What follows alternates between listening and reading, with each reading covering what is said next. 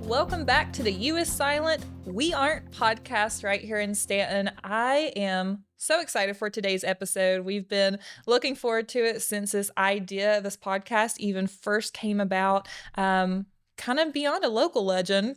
Many people will know his name, but reputation precedes him a little bit here, but super happy to be joined by three-time James Beard finalist, multiple award-winning chef and owner of The Shack, and also Maud and the Bear here in Stanton, Ian Boden. Thank you so much for joining us here today. Thanks for the invite. Yeah, so there is so many aspects of your career, as we were just talking about. Your career spans over 30 years, a whole diverse background. So we've got a little bit of leg to travel today. Yeah, for sure. So I guess first, is there anything you want to share about your journey or about yourself before we kind of jump in? That's a loaded question. I know it really is. It really is. So I'll ask, because I know we were just talking a little bit ago about where you even kind of started at in the restaurant industry. So I know your family actually owned a restaurant, or I know you started super young. Yeah, how did you, like, at 13 years old, end up in a restaurant? So my folks went to a restaurant that was in Yorkshire, Virginia, which is between Centerville and Manassas in Northern Virginia. And it had just opened, and it was a chef and his wife was working the front of the house, and the chef was in back, obviously. They had no other employees, and my parents went in for lunch one day, and they started talking to him, and they made friends, and they said, hey, can our young son come and spend a day in the kitchen with you guys? And he said yes. And they're like, well, just like on a slow day, on a Monday or something. They said, absolutely not. If he's going to come, he's got to see what it's going to be like. And so he's got to come on a Saturday. And so I started then, and I never looked back. I've been doing it since. So at that point, were you already interested in cooking, or were they just kind of like, you know what, my son needs a job? No, it wasn't even I need a job. It was, my folks have always been super supportive and very into us trying as much as we possibly can. But, you dip your toe in the water in as many different things, and hopefully you find something that sticks. I was just fortunate in that the first thing I really tried to pursue, I really fell in love with. So, yeah. So what was that journey like back then at the main beginning, before you really knew anything? What was it like being so young? I mean, it's in a restaurant. It's hard to say. I mean, it's the only experience I've ever had. So comparing it to something else is challenging. I mean, I talk to people about this a lot, where me relating even to my kids when they're my stepchildren, but when me and my wife first started dating, they were 3 and 6. And then as they hit their teen years, it was really hard for me, because at 13, I was very motivated, driven, and I knew exactly what I wanted. And that's the only experience I've ever had. So relating to a 13-year-old that is being a 13-year-old like I should have been, it's difficult. It's challenging. So, like I said, what you know and your experience. So comparatively speaking, it's really hard. Yeah. I am curious, especially because you did start so young. Was there a meal you prepared or a moment that sticks out that kind of gave you this aha moment that, you know what, this is actually something I have legs in? There's something super kinetic about being in a busy kitchen. It's like a drug addict chasing a high. It really is. I mean, there's endorphins, there's stress, there's crazy energy, there's noise, there's flames, there's everything, reflections. It's crazy. And so to be able to find this calm within that storm is awesome. And it's addictive. It really is. I mean, one of the great things about the restaurant business, and kitchens in particular, is that you are judged solely on what you produce every day. Solely. So your personality doesn't matter so much. Your what happened to you yesterday doesn't really matter. Everything that matters is what's happening right now and how you're producing, and that gets you to the next spot. You know what I mean? That's where your progression is, and that's all you're judged on. And more so now, I think, than prior, because obviously the industry has had some horrible things happen in it. There's been some rockiness over the years. But yeah, I mean, it's all about what you produce on a daily basis, and how well you deal with your situation. I am really curious about that, especially the idea of each day it's kind of a different judge each day of Mhm. what you're doing. And I know you've done a lot of leadership as a mentor Mhm. at different aspects of your career. When you are leading a team, whether they're already established Mhm. in a restaurant that you're coming into as an executive chef, or the experience you've had lately as owner and training a team, how do you teach that mentality I of each day? honestly, I just say it. Teaching it's up to the person and the person across from me whether or not they process it or how they take it. But I just tell them. I tell them every day. It's like, yesterday doesn't matter. What matters is what happens today. And every day we come in and we work hard and we push ourselves to be better than we were yesterday. If you don't and you're stuck on what happened yesterday, then you're not going to last. You're just not going to last in this industry. You have to push forward. Mm. It's important. Growth is important, and you don't grow by reflecting all the time, right? You grow by pushing forward. Yeah, I heard once years ago this line that's always stayed with me when, a day gets a little hairy. It's one day doth not a life make. So, Hundred and percent. I've always liked that of whether you have a really big high or a really big low, Doesn't matter. it always comes Yep. back in. Yep. You just got to Yeah. keep on pushing. I mean, part of the reason I've set up my restaurants the way I have and do, as far as how often we change the menu and how progressive everything always is for that very Mm. reason. Stagnation to me is death. Perpetual motion is important. And if you stop growing and you start resting on laurels, then how do you have pride in what you do? Mm. Like it's like reflecting, the glory days. Well, every day you should be pushing in that direction every day. Yeah. Don't reflect so much, push forward more. Yeah. What's next? Yep. Yeah. From a technical side, Mhm. I am really, really curious because it's fascinating to watch you in the space and in the restaurant, but not even just as you're at work, but explaining the business side. Mhm. So, from your standpoint, because you have really created just an incredible um, reputation for an elevated culinary experience, and Mhm. I don't say culinary meal, that's part of it, but you really have cultivated an entire Mhm. experience around. What are the key elements you think it takes to have this elevated Everything. experience? Okay. Everything. From the moment you walk in the door, and the first person you interact with to the last person you interact with, and you walk out the door, every second counts. Mhm. And we try to hit all our points. Doesn't always happen. We try to get better every day, like I said prior, and we try to progress. So one of the things that are important to me is collaboration, and that goes with my front of the house staff and my kitchen staff, and of course my wife, who's also my Mhm. business partner. And so we're always listening to each other and talking, and there's always a conversation. And it's always, how do we make this better, or what can we do? Be it the color of a wall, or the way a door handle is working or not working. You know what I mean? It's everything. We talk about everything. One of the coolest things, in my opinion, one of the coolest compliments we've gotten is when we had our Washington Post review.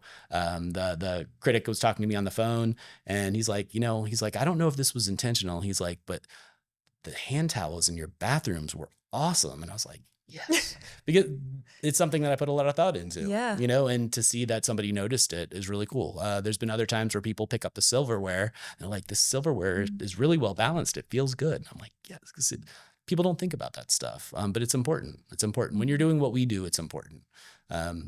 It's not important in every restaurant, and every restaurant is not the same, right? Uh, but for what we do, the silverware is important. The Mhm. plates are important.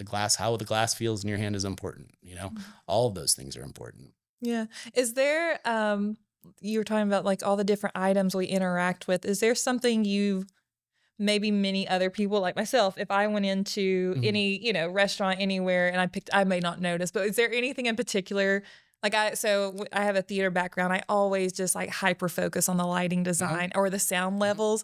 Is there anything kind of like that you hyper All focus of it. on? And when uh, we call it restaurant view. Like, Mm. you walk into a restaurant and how you process and see everything Mhm. and it varies obviously by experience and all those things. And when we hire a front of the house server, that's one of the things we're looking at. We're not just looking at their personality or their technical ability. We want to see if they see the room. Mm. So as an owner and as someone who's been in this business for a long time, I see a lot of things that a lot of people don't see. But yeah, and there's nothing in particular. It's just the first thing you notice, honestly, is not how anything looks or sounds. It's how you feel, right? Mhm. How you feel in the space. Yeah. And that's something that Leslie and myself have focused on at Maud and at the Shack. It's the Shack, you wouldn't think that we focused on anything. Cause it's my little trashy building in the middle of a parking lot that I love dearly. But how it makes you feel when you walk in the door. We're in a small town, and we are on the higher end Mhm. as far as price point goes. And so for me, it's super important that people walk through the door don't feel that. I want them to feel that it's nice in there, but I want them to feel comfortable walking in the door. And Mhm. that's something, from my first restaurant in Stanton almost 20 years ago to now, Yeah. like there's an obvious difference at the original Stanton grocery. I wasn't Mhm. concerned about how people felt when they walked through the door because I was a young punk kid, right? Now it's super important to me. I don't Sure. want anyone to feel uncomfortable walking through our doors. I Mm. don't want anybody to feel intimidated walking through our doors. And so we do everything within our power to mitigate that. And so that's something that I notice when I walk into a restaurant. Yeah. And to be truthful, a lot of the high end restaurants that are out there that I walk in the door in, I don't feel comfortable in. Mm. Like legitimately, after all this time, doesn't matter if I understand the food, doesn't matter if I know the owners or the chef or whatever it is. Most restaurants I walk into, I feel uncomfortable in. Hmm. What do you think plays a part in that the most? I mean, some of it's me, some of it's my quirks. But yeah, I think people are more focused on the aesthetic than the feel. Mhm. And to me, And it is that's how I something see that it. you can capture. That's something we talk about even whether we're hosting an event or whatever it might be. Is I think our job a lot of times, if we are the host of that, is of course all the logistics and things like that. But when it comes time for the person to person, our job is to set the tone of For energy sure. and taking care of you're taken care of when you're here. You're safe when you're But here. You're we going we to have a call good we time. refer to it a lot in the restaurants, and we call it intent. Mm, We work with intent. We cook with intent. We yeah. plate with intent. Like we develop with intent. There's a purpose. That purpose stays in your mind the whole time you're doing all of these things, and that energy. I know it sounds kind of weird, but that energy It's kind true of though. infuses all of what you do. Mhm. And to me, it's important. To me, it's Yeah. very important. I am curious from your history. So, as we discussed, you're a three times James Beard nominee. The first two it was for Best Chef, right? And now this one's even a little bit extra special. So, Best New Restaurant with Maud and the Bear. Over the course of your career and your journey, how have you balance because even now how do you balance your role as head chef but also owner? So do those things go cohesively or do you feel like they sometimes how do you balance those two different I mean, sides? now it's a little different because I have a small management team now, Mhm.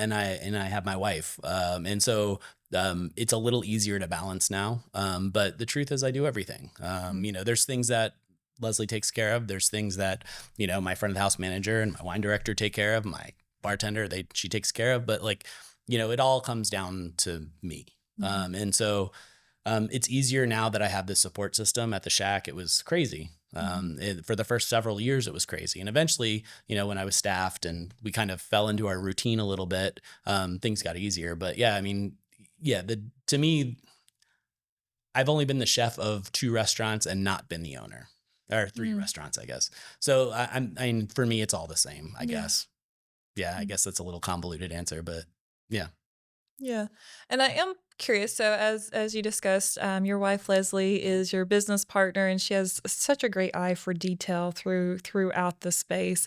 It really is just She's the best, and the detail in I love that I everything. can't take credit for any of the decor. Oh, I it's love incredible. I Like love that I get to push her out front because she hates being out front, so I like to push her out as much as I possibly can. she's done a great job, and I know she grew up here in Mhm. Stanton. Your family has now come to Stanton. I guess looking back, was there a moment? I guess what drove you guys? Of course, family connection here to come to Stanton, but why do you think Stanton is able to support these innovative restaurant ideas? And I guess was there a moment that made you guys think, you know what, this is the right place and the right time to So do there's this? there's there's several answers to that Sure. question. The first being that when I first moved here, the reason I moved here, not just because of my family being here, but I was ready to do something on my own, and I was living in New York City at the time, and I guess it's 19 years. July will be 19 years I've been here. Um, you know, the cost of entry in New York to open a restaurant was, 4, 5, $6 million. Now it's probably double that. Sure. And in order to raise money like that, it's a lot. It's a lot. And then you have investors over your head constantly pushing, right? Financially speaking. And so what I found is that a lot of restaurants were opening up and the creativity wasn't there. The room to learn and grow and fail, honestly, wasn't there. And in Stanton, the cost of entry was extremely low, comparatively speaking. And it gave me space to mess up. I moved here at 26, right? At 26, you're not a fully developed adult yet. Right. And I needed the time to mess up. And so that's something that Stanton afforded me, which I think is really cool. Yeah. So I am curious because we kind of touched on it a little bit. So you've had all these different phases of pushing forward and what's the next thing. But I am curious from your standpoint of what it was like kind of stepping out on the edge a little bit, going from being a chef in spaces, whether coming from New York and then other, a little bit larger areas around here, and then taking a leap of faith to open up Stanton Grocery, which then went into the Shack, but then going a step further because the Shack was having great success and you were getting national attention. And then right at the kind of peak of that, you said, you know what, I think it's time to open up a culinary inn. It's all Leslie's fault. Yeah. 100%. She gets all the blame and the kudos. 100%. She's been trying to convince me to open an inn for about 5 years. And the whole rationale is that, the Shack has always been a destination restaurant. While we do have a great base of locals and regular clientele, it's always been a destination. And they're obviously staying somewhere, right? And so why not extend what we do into an inn? And I fought her on it for years and years and years. About 5 years ago, the house where Maud and the Bear currently is went on the market. And she showed it to me and I shit on it. I did. Not because I didn't like the house, but because I was like, there's no way in hell that I'm doing this. I'm not doing it. Yeah. And she kept on pushing and I kept on saying no. And then in 2023, end of 2023, Leslie is obsessed with real estate and was flipping through one of the real estate websites and saw that it never sold. It just came off the market. And so she reached out to a friend of ours who's a real estate agent who represented the people in the first time they tried to sell the house. And one thing led to another and we ended up in the house and then we bought the house. It just happens, so yeah, so it's all her fault. We'll say her accomplishment. There you go. Right. Yeah. So let's talk about Maud and the Bear because it is phenomenal, and I want to dive into the Shack a little bit more too in a minute. But so Maud and the Bear, it's a historic home. Can you talk about what that process was like? Painful. Right? Painful. Still probably nightmares a little bit. No, we're over it. Things are going well. So so that's nice. I mean, only like a year or so out of nightmares. So, I mean, as far as renovations went, I mean, we obviously put a lot into the house. But as far as renovations went, we kept as much of the integrity of the home as we possibly could. So literally there's one wall that we removed because the kitchen is basically in the dining room. So we removed that wall and put a new header in. And then upstairs in one of the suites, we had to close the wall and open another one so we could make two suites. But other than that, I mean, structurally, we really didn't touch anything. Leslie's from here. We've lived in historic houses the whole time we've been married. I mean, the first house that I purchased in Stanton is over on Calorama Street, and it's 110 years old now, something like that. We've always lived in old homes. So, one of the great things about this town is the old homes, and to destroy that or take that away, we weren't going to do that. So we kept as much of the architecture. Actually, I think we kept all the architecture, so all the little features of the home are all still there. We kept all the door handles. So the door handles are, 100-year-old door handles. So, that was very important to us. Yeah.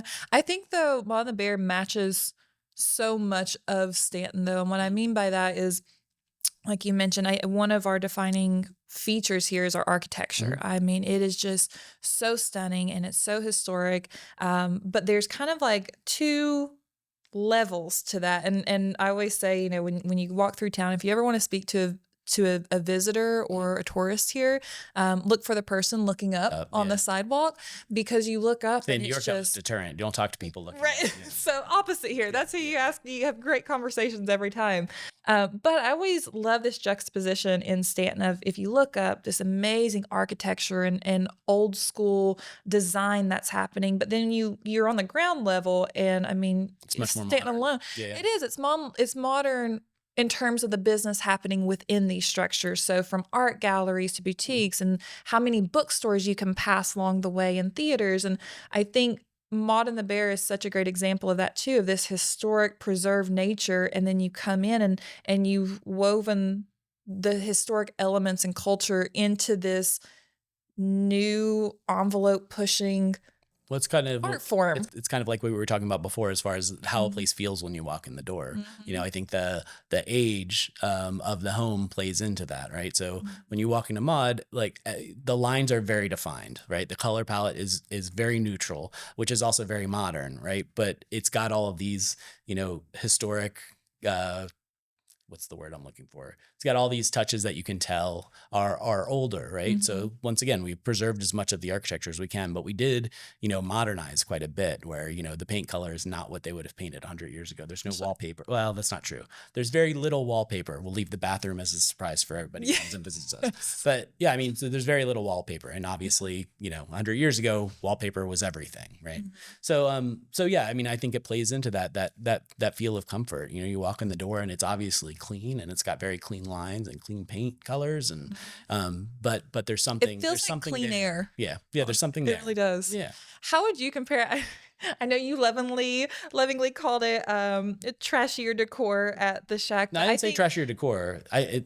You said I was allowed one cuss word. Depends which one you're using. Let's hear which one you're thinking. So no. So I call it my shithole in the middle of a shitty parking lot, because that's what it is. It's a little shithole. I love that place to death. We just did on Sunday, we did our 11th anniversary dinner. Yes. And me and Mike, who's my chef there, and my CDC from Mod all cooked together. And I said it probably 50 times on Sunday that it just felt so good to be cooking in that kitchen again. And I really do miss it. And I really do love it. And I'm hoping as we progress at Mod, I'll be able to spend more time at Shack and split my time a little bit better, because I love that place. Yeah. I love that place. That place made everything that I'm doing and everything that I've done possible. And what it represents to me is not just, the food and the staff that's been through there, but my wife and my life together, and her family was the inspiration for that place. And that's all so important to me. So yeah, I'm yeah. So it is my shithole, but I love it. I love it. Yeah. How do you continue cultivating and honoring all those things that made it so special to you? I mean, you guys just celebrated 11 years. How do you maintain that initial concept and the things that are so important along the journey? So the one thing that's never changed about the Shack is our style of service and the way we interact and deal with our guests, and how we welcome our guests. Be it when we first started and we were doing burgers 2 nights a week, and on Friday and Saturday we had a prefix menu, to, pre-COVID when it was all prefixed, to post-COVID when it was a tasting menu, and now it's current incarnation. We never treated our guests any different. We never, the whole point of the Shack is to underpromise and overdeliver and make everybody feel comfortable and welcome. And I think that we've managed to do that from day one, and will continue to. It is what the Shack is. Mm-hmm. And another aspect I think that you have really just kind of taken to new heights is it seems to be a through line in your career of, while the skill and the technique and the product that you offer is just like other levels, you always seem to be able to incorporate elements of rural culture. Why have you done that, and how have you done that to continue honoring like the rural culture in what you're doing? Well, so I think any chef or restaurateur who doesn't pay homage to their location is missing the point completely. So I mean, it's irresponsible for me not to honor where we are and what we are. additionally, my wife being from here, I mean, she grew up in Churchville, you know? So for me to ignore that is ridiculous. And then for me to ignore my heritage, my Russian Jewish heritage is ridiculous. I mean, all of those things make me and these restaurants what they are. And it, you know, it makes everything much more personal. And I think that makes the food better. And I think it's easier to have the staff buy in, which is what you have to do. You have to have I always say they have to drink the Kool-Aid, right?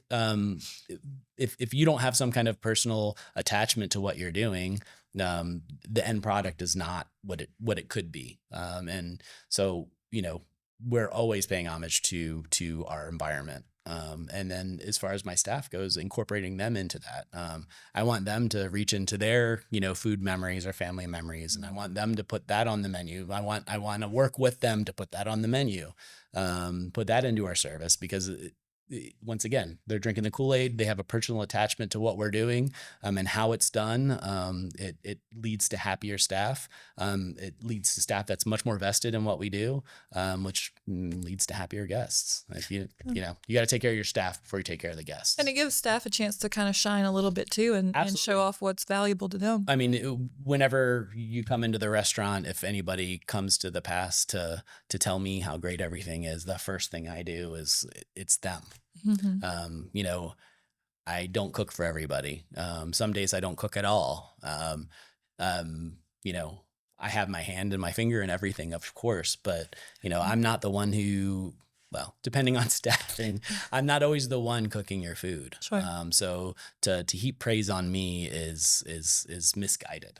Sure. It's all of us. Yes, I've created the environment. Me and Leslie have created this environment for these things to happen. But you know, it's them, not me.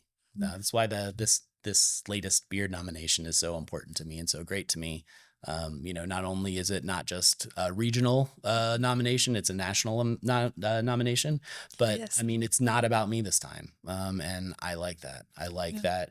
My staff, both at the Shack and Maud and the Bear, because one is not possible without the other. Yeah. You know, it's because of them. They did this.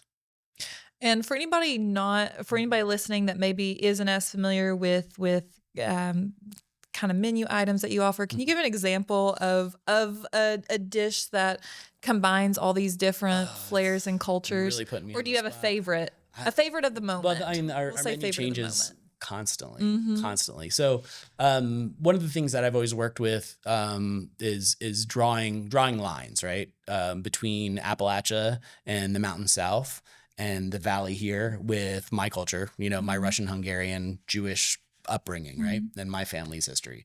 So most people think of Appalachia and they think Scots-Irish, and Scots-Irish is not all of Appalachia, right? It's not all of the mountains. There was a large wave of Italian immigrants, right? And hence the pepperoni roll in West Virginia, right? You know, there was Hungarian immigration. There was a bunch of Eastern Europe, Polish, you know. Especially in the coal mines. Totally. Yeah. I mean, everyone came here for work, right? So all of those influences did affect the food here. And so figuring out how those things, how I can draw parallels between what people consider Southern or Appalachian food and what people consider Eastern European or even Jewish cooking, right? How I can connect those two. And it's really easy. It's really easy. And the first thing that I always talk about is lard versus schmaltz, right? So lard, obviously, you know, you have your pig killing, you take all the fat, you render all the fat, and that's your fat, that's your lipid, that's your cooking medium until the next hog killing. In Jewish cooking, we have schmaltz. And depending on your family and where they're from, that means different things. For me, traditionally, it's chicken skin that's rendered out. And then we add onions to it and cook it until it caramelizes a little bit. And then you get all these unctuous flavors from the onions. So we've always made schmaltz out of everything. And I know my grandparents are probably rolling in their grave, but yes, we make pork schmaltz. We've done smoked beef schmaltz. We have Wagyu schmaltz, lamb schmaltz, you name it. Yeah. Traditionally it was goose. In the old country, it was goose. And then ducks were more readily available. So it turned into duck. And then in the new world, it was chicken because chickens were readily available, whereas goose and duck was not. But yeah, like I said, we make it out of everything. So that's like one of those parallels for me. So like a perfect example is light bread. So Leslie taught me how her grandma Tizzy made light bread, which is basically it's a white bread that has a ton of fat incorporated into it. Think brioche, but instead of eggs and butter, it's just pork fat. So Interesting. I've taken that and now we make it with schmaltz. So it's the same thing. It's the same bread. It's just the fat is slightly different. So it's one of those ways for me to kind of bring those things back around. That is so fascinating. And so when you're like creating these recipes or new ideas, is it often typically like exactly, like you have an idea and you know exactly what you want to get, or sometimes is it made So throughout there's the always, process? like I mentioned this earlier, but restaurants are a conversation. And so, our conversation always starts in the kitchen and starts with our producers. So all of these things come out of conversation. And that's that. I mean, that's the short answer. We talk about food constantly, be it with my front of the house staff when we're describing what we're doing on the menu so they can have that same conversation with our guests, or when we're talking to our farmers and producers about what's coming in season and seeing what they've done with it, what we're going to do with it. We're always pushing people for ideas. Leslie calls her dad for me, several times a year when we have something. And I'm like, ask your dad how they did this. Ask how Grandma Tizzy did this. Yeah. Or what did Grandma Tizzy do with this? So it's just that conversation. It's a constant conversation. So do I go in with a clear vision? Not every day. Usually we'll have, we sit down every Wednesday before our prep day starts. We sit down and talk about the menu, and the dishes kind of evolve a little bit. And then Thursday we're actually in there for service, and they evolve a little bit more. And then so the menu you walk in with on Thursday is not necessarily the menu you walk out with on Saturday. Sure. It's always developing because we're always talking about it. Always. I would just stay hungry all the time. No, you wouldn't. No, when you work around food, you end up eating a lot less. Really? Yeah. Is it just because you're just in it so much that it's not quite as intriguing? Yeah, in a different hunger way. is weird when you're in the kitchen, right? Your body is telling you you're hungry and that you need to eat something, but your mind's like, I'm not hungry at all. It's like I've been in this a little too much today. So you fight back and forth with yourself quite a bit. Yeah. Now, how do you go about creating really strong relationships with local producers and farmers? They're most of them are my friends now, and I've been. When I first moved to Stanton, the first thing I did was went down to the farmer's market, and I went and bought a bunch of produce and went home and cooked it all. And then the next time I went down there, I started talking to the farmers. And at the time, nobody in Stanton was using anything local at all. There's two exceptions. Baja used to use Peg's Pies way back in the day. And then what's it called? The Pullman. The Pullman had local trout, and that was the extent of the local product used in Stanton. So when I went down there and started to introduce myself to people and farmers, I was, it's like, my name's Ian and I'm opening a restaurant this winter, and we'd like to see if we can work together a little bit. And they were all like, yeah, whatever. Yeah, sure. Whatever. We opened January 2nd of 2007. So on, December, whatever it was, I was like, I know it's the middle of winter and I know there's not a lot going on, but do you have anything where we're writing our menus? And they were like, oh, are you serious? And I said, yeah, I told you 6 months ago that I was doing this. And, because no one had talked to them before. So how do you develop those relationships? You talk to people. It's, once again, it's a conversation. It's a conversation that I have every day with a number of vendors. And from the local produce to, the guy that I work with to get most of my fish now, who's based out of Massachusetts, he calls me every day and he's like, hey, this is landing today. This is really cool. This is something maybe you haven't worked with. Do you want to try this? I mean, it's always a conversation. We have friends in Pennsylvania. They have a vinegar and miso company that we work with, and they were pastry chefs at a friend's restaurant. And so I was introduced to them, and it's just, it's all connections and conversations. Yeah, it's an entire web. And to a lot of credit, I mean, I think so much of the wave of the culinary experience in Stanton has evolved along with it as a whole. I mean, so many more places For are sure. trying to source locally Sure. and have that be a part of who we are. And our farmers market has grown so Farmers much, market's and it is amazing now. just Yeah. phenomenal. Yeah. Yeah. I was lucky. I was on the board of the farmers market for 4 years, and it was really cool to help, I joined, I think it was right before COVID. So I was there through the whole COVID, debacle, and a couple other debacles. But yeah, I mean, so to help shape how the farmers market is now, I'm really proud of that. It was cool to be a part of it. Yeah, and it's such an interesting spot, and I think that's what food allows itself to so much anyway, especially in a community like Stanton. It's a smaller, more rural community, but it really is a common ground from locals, but also visitors It that should come be. in. Like, it is a place. I mean, the fact that our farmers market is a place that visitors come when they're here, our dining experience, it really is a place that brings everybody to the table. That's the whole point Yeah. of food, isn't it? Yeah. That's the whole point of restaurants. Yeah. It's a community. It's all about community. Yeah. If it's not about community, you're doing it wrong. Yeah. It's always about breaking bread.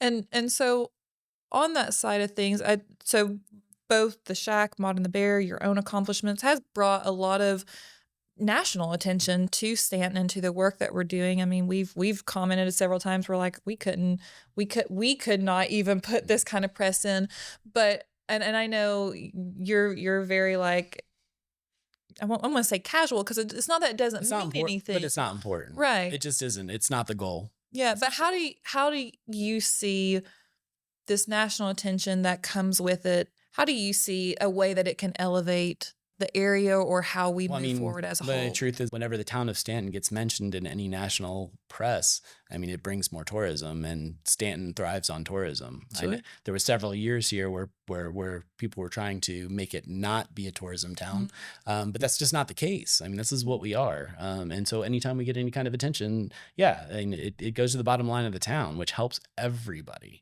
I wish people would understand that a little bit more. Sometimes I feel that sometimes people kind of poo-poo on the idea of, the Stanton being on a list, or, getting this article written about it. But we like our roads, right? We like that we have, services available to us in this town. We like that the downtown area is beautiful and is taken care of, and it's got fresh flowers all the time. Like, we like all that stuff, right? So, it's we need the tourism, and the way to get the tourism is by having articles and press coming through. I mean, yeah. Is there, so thinking 10 years from now, so I know you guys just hopefully I'm celebrated. retired. Right. Do you really think so? I would like to be quasi-retired. We have a piece of property in Churchville. It's 7 acres. It backs up to George Washington National Forest, and we are building a house there, and that's where we're going to retire. So I hope that in 10 years' time, we at least have that house. Yes. 7 acres. I mean, almost enough room for like a culinary resort. No way in hell. Nope. Leslie, so one of the places that Leslie wanted to put this in at years and years ago had an apartment on the top floor, and she's like, "Oh, we can live in it." I was like, "Absolutely not. I'm not going to live where I work." That separation. Separation. I would go down a rabbit hole, and I would do nothing else other than work, and that's just not healthy anymore. Yeah. Is there anything in particular, I'm curious, is there anything that jumps out to you? And I know there's, so many along the way that were like, oh, I would have done it this way, but are there any lessons, or I guess anything in particular that Are now? you asking about my mistakes? Sure. Yeah. Let's do that. Tons and tons, but I wouldn't change any of it. Yeah, I would never change any of it. It's, everything that happens to you in your life turns you into the person you are and puts you where you are currently. And I happen to be very proud of what I've done, and love my life. I love my family. And I wouldn't be in the situation I am without the mistakes that I've made along the way. So I wouldn't change anything. Yeah. Wouldn't change anything. When you were starting out, did you ever imagine that you would now have a whole family owned business, basically? It was, I don't think it was ever in my, it was never the intent. It's just how it developed. I mean, like I was saying earlier, you don't know anything other than what's in front of you, especially at that age, right? Yeah.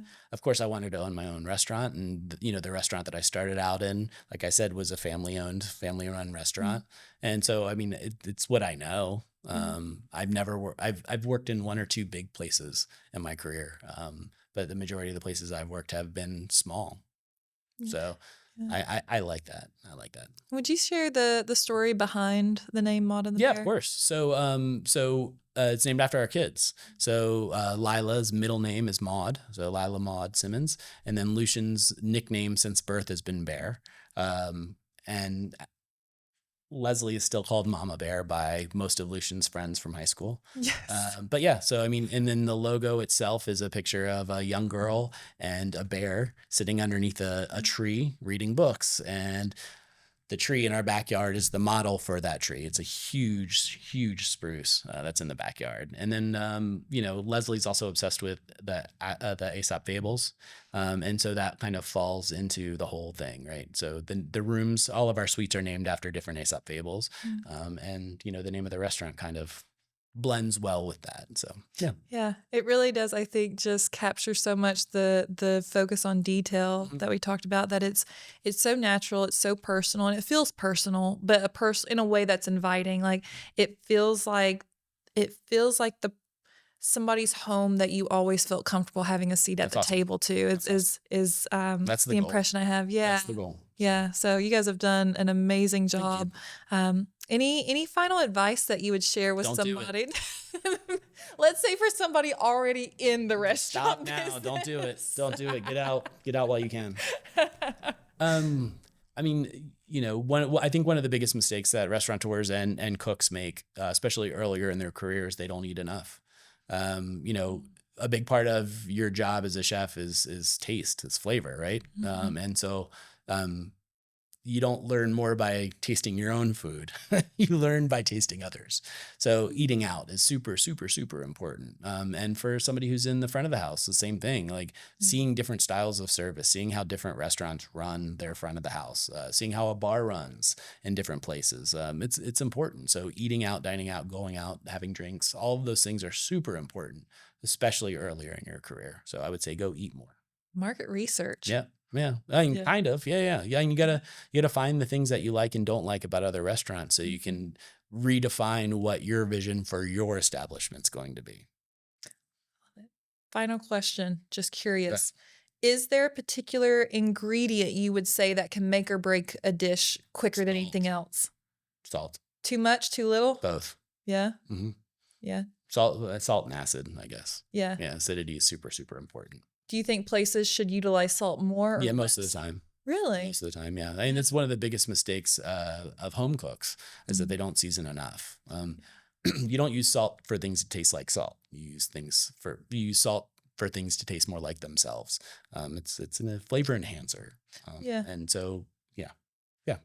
I'm learning how to bake right now. I'm notoriously just a horrendous baker, but I'm Don't forget trying. your salt. That's been the biggest surprise to me is even the if salt the that's recipe needed. doesn't call for salt, add some salt. And Yeah. it's such a huge difference. First recipes I started, I'm like, this Desserts. isn't real. It's real. It makes such a Yeah. difference. It's huge. It's Yeah. huge. Somewhere in Italy, I don't know why I can't think of it off the top of my head, but they're infamous for not putting salt in their bread. And it is the weirdest thing to me ever. Salt also helps, with crust development and all kinds of other things in bread. But it's bland. It's just bland. It drives me crazy. Right? So, anyway. This needs salt. Thank you so much for your of course. time here. Any final thoughts? Anything you want to share? I don't think so. People know? Yeah. Well, come on out when people are coming to Stanton. We hear this all the time. I mean, people come to Stanton many times to visit one of your restaurants as the central point of their trip, and then they build it out along the way. So thank you for the creation you've made, you and Leslie together. The details are just amazing, and the energy and the environment you've created is what we continue to hopes happen here in Stanton. Thank you so much. Thanks for joining. Yeah, of course. Thanks for having me. Yeah. All right, guys. Thank you for joining us. The U is silent. We art. We'll be back again soon in a couple of weeks. But check out this episode. If you like what you hear, give us a good rating. Give us a thumbs up. tell your friends, your family, your neighbor, somebody in the grocery store. We'll go that way. So thanks for joining us. We'll see you soon.